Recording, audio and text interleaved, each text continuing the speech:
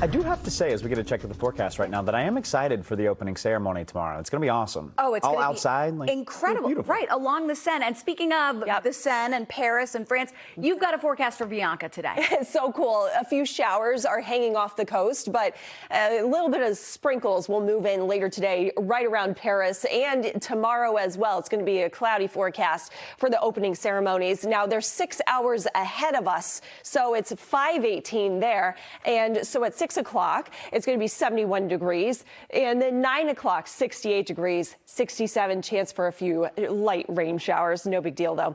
Locally here, we have our little cup of light rain showers, too. The dew points are going to slowly lower after we get rid of the rain and the humidity of today, and we get less humid as soon as we get into Friday with dew points in the 50s to 60s. That's the comfortable range for us this summer. Sunday into Monday, still pretty low with the humid air, and then we're back to some of the humidity and hot temps next week. I'll show you that 10-day in just a minute. Right now on First Alert Live radar, a few showers are starting to develop, and especially just to the north and west of Worcester and around Barrie, towards Leominster and Gardner. That little spot showers developed within the last couple of minutes, really 15 minutes or so, as it's bubbled up in the air mass. I expect more isolated showers to erupt along the cold frontal boundary, which is sitting right across central and southern New England. As it progresses farther south and east throughout the day, 1:45, more of those showers around Boston, around Taunton and Norwood, and then a thunder shower perhaps across the south shore.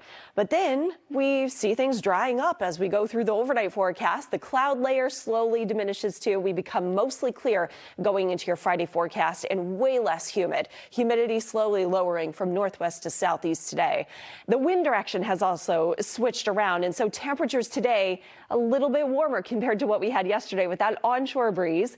There will be some opportunities to get to the beach, I think, although mostly cloudy the farther south and east you go. Some peaks of sun across Hummerock Beach, and that prior to perhaps a thunder shower. So make sure you keep an eye to the sky, keep an ear out. If you hear thunder, that means you're within range of a potential lightning strike. Farther to the north, same deal. Isolated shower passing through in the heat of the day, and the rip current risk is actually pretty low across our area.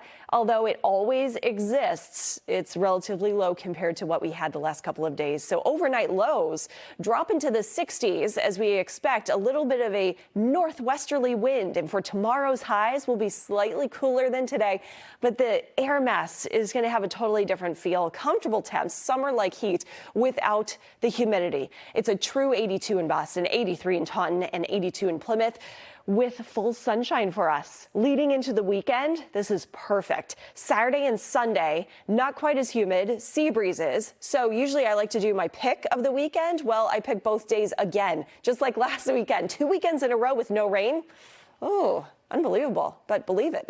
80s at the coast with the sea breeze, both Saturday and Sunday. Inland, highs in the 90s. So why are we going to be so sunny and dry? High pressure really dominating the entire northeastern parts of the U.S. all the way through the weekend and even into the start of next week as well. There are those hotter temps around 90 degrees once we get into Tuesday of next week.